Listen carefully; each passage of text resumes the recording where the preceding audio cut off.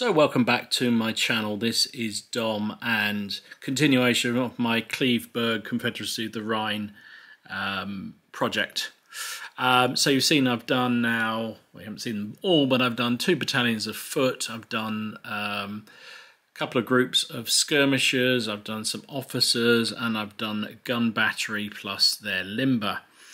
So now it's time to treat myself with the thing that got me into doing this project in the beginning. That's the Lancers.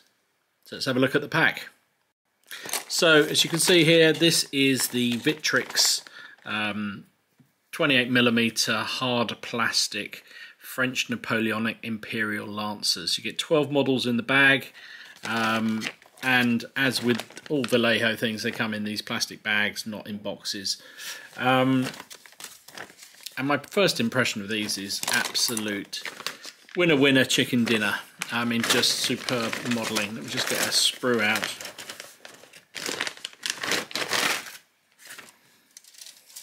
Here we go. So I've started to make some of these up, so I thought I'd better do a quick look at the video. Sort of look at video. So here we go. You can see here the horses are done in halves, which I like. I think that's it's a good way of sometimes to get overly complicated some models with the horses. And it's very clearly marked out on them. Here, E1 to E1. So this half goes with this half.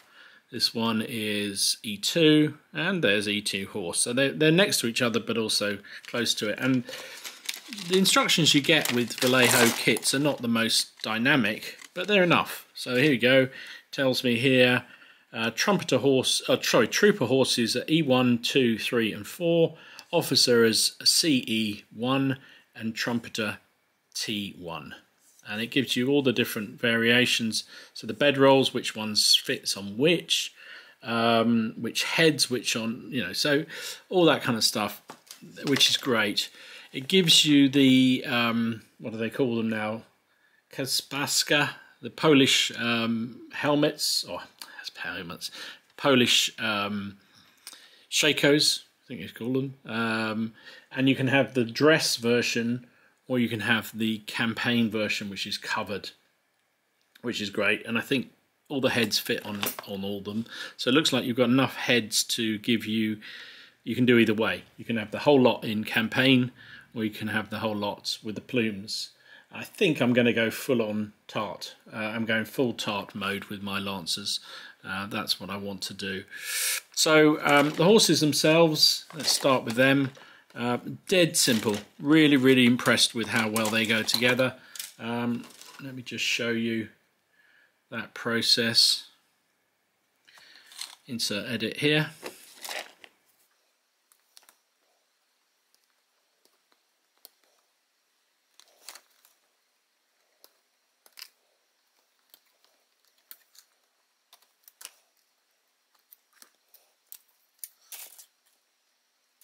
So this is horse E3, just clipped it off with my clippers. Not too much to do in terms of cleaning up, just a little bit where the attachment went there.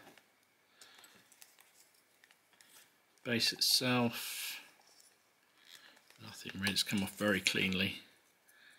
Can't really see much else to worry about on that one. And on this one, just a little bit there. Just flatten that down. Sometimes the ends of the hooves can be a bit... No. A little bit of a mould line there. We'll just work that out. Don't think that would have even shown, but while we had it there.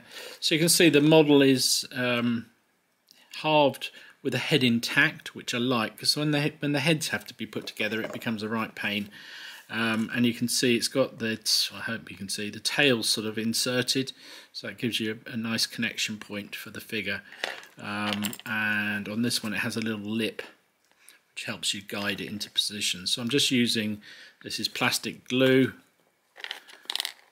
so plastic models, and we just put bit of a splodge there where that head would connect. Just run a bit around the edge with the tail. There we go. Doesn't need too much. The other half of the body. There we go, clipped in place. Just wipe off any extra that I can see there. There we go. Nice horse. Nice model. Well, there is a little bit of a mould line down that leg. Still needs to remove, but that's fine. You're always going to get the odd mould line. So just where they actually matter, you need to remove them. So that's that. But you can see here some of the ones. Here's some I did earlier. I mean, they are really nice horses. Very nice horses. This is the officer one, written on the back, so I know. Off. He's got his hooves in the air, like he just don't care. And there's the trumpeter one, kicking out. They're going to be a dynamic pose, I can see. So 12 horses, 12 men. That's the first group of horses. I'll probably do them in sixes, I think, just so that I'm not doing too much in one go. And I think I'll probably keep a standard horse colour. So that's that lot done. So next up, let's have a look at the men. Okay, so we're going to start just with one of these men. You can see the bodies, well, there's two different types. There's a body here which is halved, and these guys have all the torsos but no head and no limbs. So I'm going to start with one of the simpler ones. I'm going to go with, well, I think it's a simpler one, we'll see. I'm going to go with body 1. So we'll just clip him out.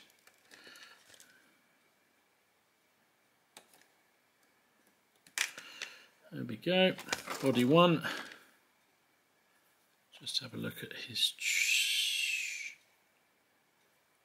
looks okay trim wise, just something on the foot there. Just work that off.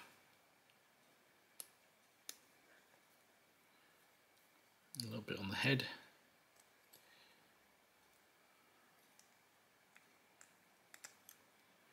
So it says reins arm, so the arm that holds in the reins, RA1 fits B1. So RA1 was, I think, beside that one I just looked at. Yeah, RA1 is there. So I'll take that one off first. Little nodule where that connected, so I'll just trim that off. Just check how that connects there. Okay, so it connects in a almost 90-degree angle. Whether you can see that or not, apologies if you can't. Let's get a bit of our glue on the end there. Bit fiddly this. Apologies, probably the autofocus is probably going crazy right now.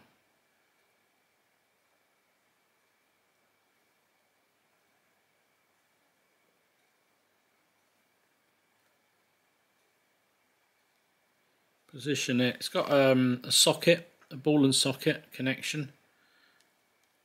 So that's pretty easy to connect.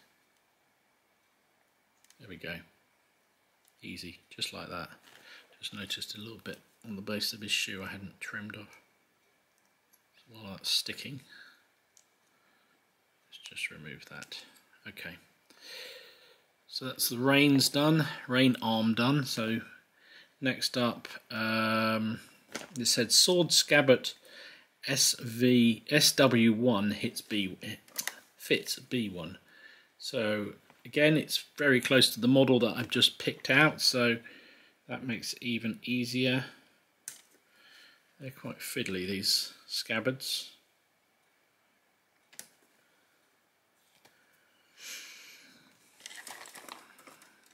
Wow, that's quite an involved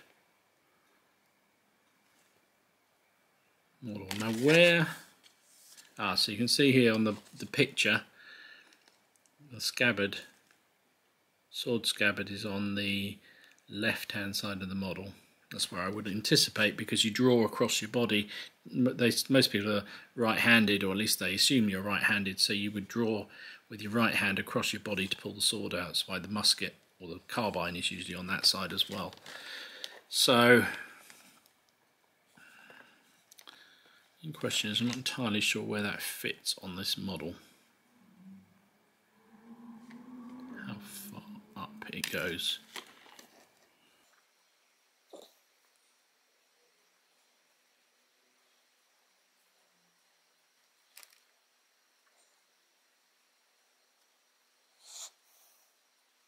So on the figure there's some little bits on his belt which seem to connect quite nicely with the,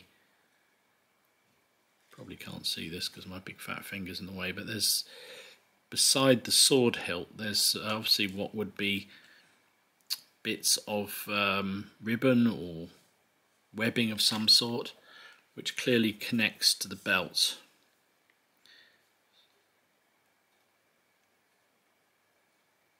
So we'll put a blob of glue on there and hope that this connects in the right way here.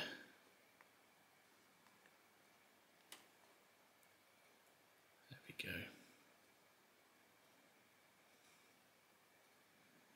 Don't know how visible that is to you, I'm sorry. Just exert a little bit of pressure for a few seconds. No, it hasn't stuck yet.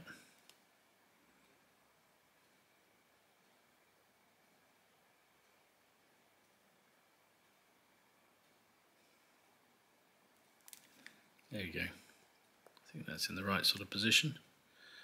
It's not going to interfere with the horse, so I think we'll assume that's good. Okay, so that was the sword scabbard. Carbine R1. Only troopers carried a carbine. It hangs on the left side of the front of the saddle, so we won't put that on just yet. I think we'll put those on last. All right arm weapons fit any body.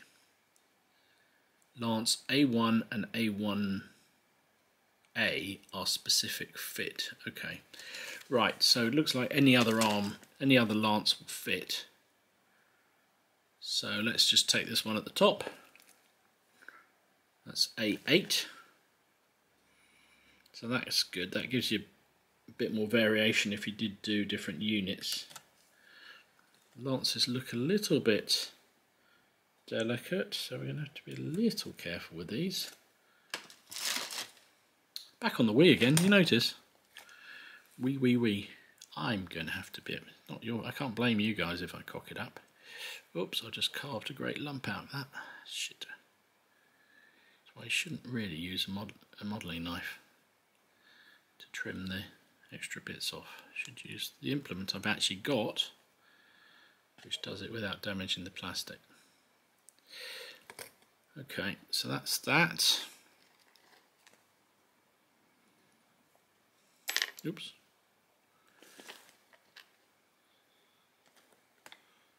So how are we going to position this?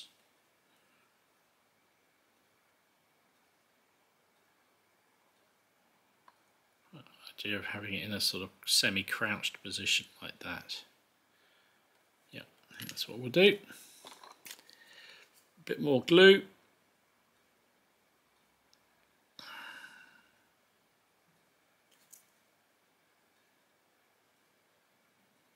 A bit more than that, I think. There we go.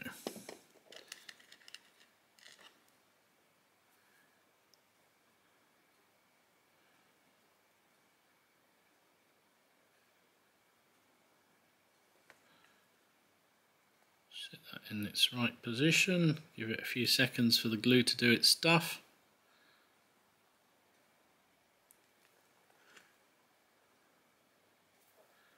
There we go. Oh, I've just pulled the blooming scabbard off.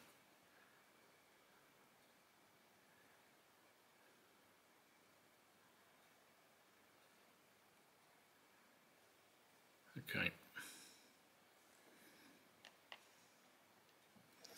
There we go, that's them done. And then heads H1 to H18 These have full dress uncovered and campaign dress covered. Okay, so it doesn't really. So I'm going to go with head 1 because it's figure 1. Doesn't matter, I don't think. There it is. Take a little bit of the. There's a little bit of flash there. The edge of the head.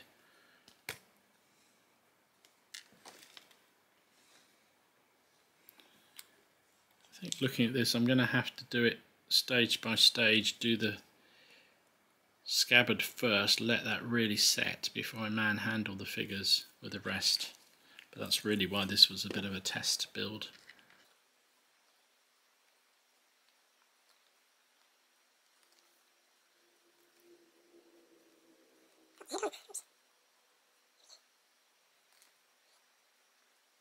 Yeah. Definitely, more I fiddled with that, the more that scabbard's got loose. So I'm going to have to leave that to set. But anyway, there you go. That was relatively straightforward, but I think what I'm going to do in future is build stage by stage. So I'll do the rein arms and the scabbard first, let them really set properly, and then go with the lance arm and the head. But first one down, what does he look like on a horse? Oops. It's fallen off already. There we go. I think that's fine. That's really good. See, the arm's roughly in the right place. Yep, that's good. That's good. Right. Back when I've made a few more with some observations about how easy they were, or not. Okay, so an update on the Lancers. Took me a little bit of time to sort of determine exactly how I was going to do these, mainly because I was wrestling with the colour of the riders and the saddle cloths, and you can see I've settled on a very, very vivid pink. And that's because, so, you know, this goes to a whole argument about historical accuracy versus, you know, what you want. So my image of the Cleve-Berg, you can see that, Cleve-Berg Lancers is that.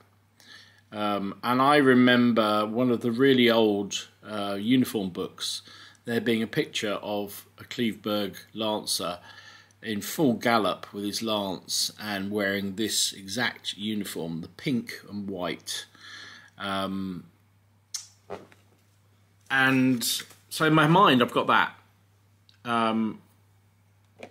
It does seem to be by the descriptions that they had a rose red, sort of a pinky red colour rather than a pure pink, which kind of is more like this, Amaranth red, which somebody mentioned was the right colour, but I put it on the saddle cloths and it just didn't seem right. It just didn't seem right. So I went off and bought Pixie Pink, which is a very vivid pink. And bear in mind this has been painted on the red, so the red, so these saddle cloths had obviously undercoated with my spray varnish grey, or spray primer grey. Then I've coated them with this, and then I've put the pink over the top, and it's still quite a vivid colour. But I think I'm going to stick with that. Now my only next decision is, do I do that pure white and pink uniform for the riders, which technically had kind of was no longer being used by 1812, which is the period I'm doing the force for. In that period they had a green and pink uniform, which is still quite vivid, but it's not the one I have in my mind. So I think I'm going to go with the white one, even though it doesn't fit the period I'm doing, but I'll just look nice, and they're my figures and I'm going to do it how I like. So that's what I'm doing, I think. I've just decided. So been working on the horses. I'm going to get the horses pretty much done before I put the ride, or before I even start the riders. So there's 12 of them. Obviously, they need a bit of touching up still, but yeah, they're coming together all right. You can see I've tried to use a standard horse colour, just again because I like the effect of a solid unit of the same colour. So I've used Gore-Grunter Fur contrast paint for the horse colour, and then what I have done, a little bit of variety. I've used either very dark brown or black for the manes and the tails. And I do like the effect of that. I'm going to do some socks and some other marks on the horses just to make them look differently. The saddle and the bridle, I used what's this, chocolate brown from Vallejo, which I think it gives it that dark colour that I wanted.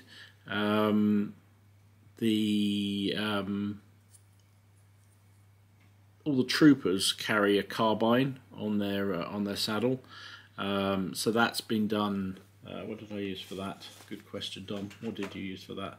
Mahogany brown from Vallejo, and then they've got a sort of a holder which the gun sits in, which I've done again with the darker brown, the chocolate brown. So I did look at, you can see, probably just say, model on these. They've got the French Imperial Eagle, and also Napoleon and the crown symbol on the cloth. I was debating whether to take those off because I wasn't sure whether because these models were obviously designed to be French. And I'm not using them as French, I'm using them as German. But when I look through, again, as much research as I've been able to do, they do appear to have still had the same emblems on their saddlecloths. So I'm going to leave them, and I will probably pick them out. I think it's gold they need to be, but I'll double check that before I go on. So yeah, that's where we are, just an update. Haven't done anything with the riders yet, but all 12 horses are at least got the bulk of the colour done. The pink, the horses are pretty much done. Just need a bit of, say some of the socks and a little bit of working them over. The muskets need the metal work done on them. Sorry, the carbines need the metal work done, and obviously the bridles and the buckles and things on the saddles will need to be done. So I think that's what I'll do. Get them all done next, and once they're finished, I'll come back, show you what they look like. Okay, so a situation report with the Lancers. I've gone round and round and round in circles, and with the colours, I'm talking about the colours of the uniforms, whether to go green or whether to go white and pink. In the end, I've decided to go green. I'm not sure it was the right decision, but I'm not a stickler for accuracy, 100% accuracy, but I want it to be reasonably accurate. And if I'm doing 1812, there is pretty clear evidence from what I've read that the Lancers, Berg Lancers, had converted to a green and pink uniform. So that's what I'm doing. So I've put the I've been experimenting with which green. Bizarrely, I've settled on Warp Lightning contrast paint, just because I like the lightness of it. So what I find often with my paints is when they get darkened down with washes and also varnished and what have you, they lose a lot of that brightness. And I want it to be obvious it's green, but not really vibrant, if you get what I mean. So anyway, that's what I've done. We'll see. So I've made a start. All 12 of them have got their base flesh tone done, which is the normal pale skin that I use, and then I use a contrast paint over the top of that later on. I've done the hair, base colour hair, and obviously the base colour green on all of them. Yeah, so that's done. That's done. Meanwhile, the horses are pretty much finished. You can see here they're yeah, quite happy with how these fellas have come out. They've, as I say before, they are Gore-Grunter fur contrast paint to give that standard colour. I wanted to have the whole regiment having the same colour horses. The pink actually hasn't dulled down quite as much as I was expecting, but I think it'll be fine. I think it'll be fine. It's had a dark wash all over it. In fact, I think I put Nuln oil all over the horses. I think they've come out pretty good. I might just do some socks on the horse's legs. I don't know. I'm debating whether to do that or not, whether to leave them as they are. Yeah, so they're done. So they just need their riders. So going well. Hopefully, my only slight concern is how easy it's going to be to put the horses on. Put the riders on the horses. Now I've stuck the horses down, I might have to end up taking the horses back off again, but we'll see. So I'll be back with a bit more progress and maybe some pink on these Lancers. That'll be exciting. Okay, so another update on the Lancers. I have largely finished 6 of them. Here we go.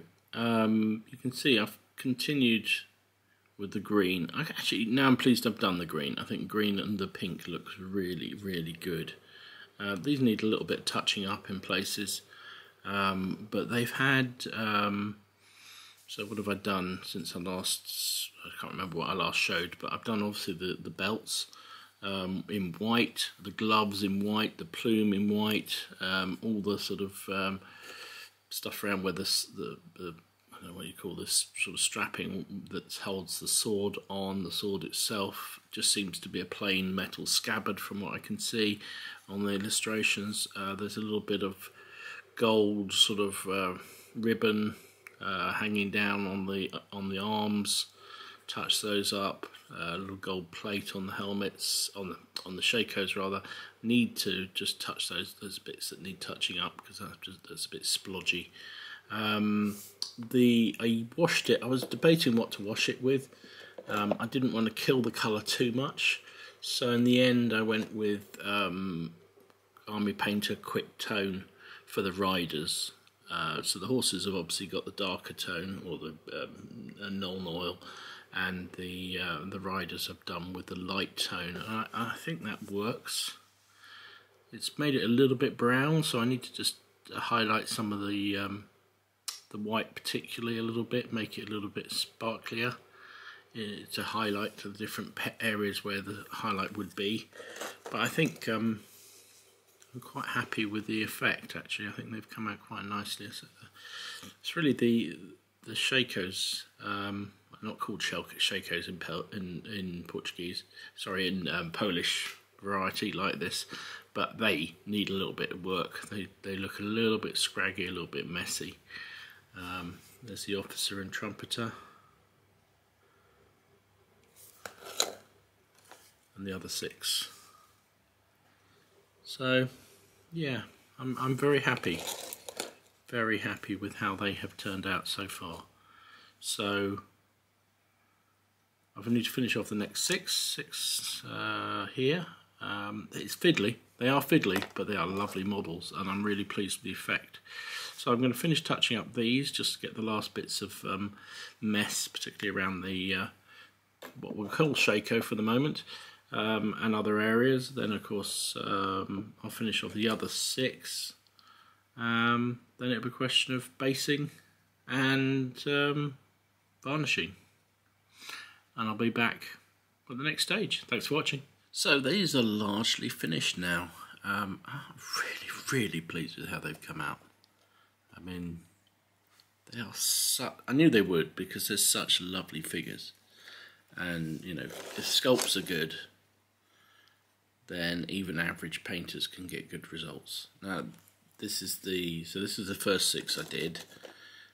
This is the second 6, and the second 6 need a little bit of touching up. You can see I've got a little bit of silver on the flag, on the pendant, sorry, there. These have had the light wash on them from Army Painter, and I just need to go back over and highlight some of the white, particularly that's been a little bit deadened down by the wash. Probably a little bit more around the Shaco. Yeah, certainly at the tops I need to strengthen the white a bit on the crosses at the top. But I think I'm really pleased. The effect of this unit is going to be spectacular. I'm really pleased. And as I said before, I'm actually really pleased that I went with the green and pink. I think the combination is really powerful. I think that's a really nice unit. So, onwards and upwards. Finish these things off, and hopefully next time they'll be on the turntable of joy. And there is the finished regiment. And I am absolutely made up with these figures. Just so pleased with how they've come out. I think they are probably some of my best work, painting-wise, that I've done. And I just think that's largely down to the fact these are superbly good figures. The sculpts on them are amazing. For plastics, it's extraordinary how good they are. And I just love them. I'm really pleased in the end with the paint scheme I went for. This green and pink, which is the correct one for the 1812 campaign, for the Cleve-Berg Lancers, I think is absolutely really perfect. I'm really pleased with how it came out. So yeah, I'm just thoroughly pleased. I've seen some of the modelling is not perfect. I've just noticed already, put it on a strong light. You notice there's a couple of places where I could have just done a little bit better job putting the models together. But overall, I think the effect is superb. Really pleased with myself, if you can possibly tell. And I'm particularly pleased because this was the whole reason why I started this Cleve-Berg project, was because of this Lancer unit. I wanted to have Lancers, and I always remember the Cleve-Berg Lancers in all the illustration books with their amazing pinky red uniforms and pinky red colours to their uniforms. And yeah, okay, what I remember is the white and pinky ones, but I think the green and pinky ones are superb as well. So really pleased. So that's that regiment done. And I'm really pleased with it. It's come out well, based it up. The eternal problem with these sort of close formation cavalry is getting the bases to sit together. The models just, the horses kind of always seem to, I don't know, never seem to quite fit properly, but I don't care. It's still lovely and I'm happy, and they're done, and they can form part of my core that I'm doing. Sorry, did I say core? I mean division, obviously. I wouldn't possibly do a core, really. Yeah, so I'm really pleased. They are going to be brigaded with a regiment of Baden light cavalry, which will be probably the next thing I'll do in terms of cavalry, so that I've got the correct brigade ready. But the Lancers are done, and if I say so myself, looking fabulous, darling. Anyway, hope you liked my look through my Lancer adventure, the ins and outs of what colours to do, the ins and outs of what periods to do. All part of the fun of the game, I think. But I'm really pleased with the effect. I think it'll look really good on the tabletop. A striking unit amongst a very interesting core that I'm building. So, hope you enjoyed it. If you did, please give it a like. And if you haven't already done so, hit that subscribe button. Over 1,000 now. Over 1,000 subscribers. Jeez, how did that happen? Thank you to everybody who does subscribe, everybody who comments, everybody who's positive and gives positive feedback. And for those of them that don't, raspberries to you. Actually, in seriousness, I don't. I get very, very positive feedback from people. So, and even people who have suggestions, they do it in a really nice way, and I appreciate that immensely. I don't claim to be a perfect painter. I don't claim to be a perfect historian. I don't claim to be certainly not a perfect modeler. So feedback is always really gratefully received. So thanks for those that do. Anyway, there's my Lancers done and dusted, and looking forward to a bit of a fight. This is Dom signing out, and I'll see you again soon. Stay safe.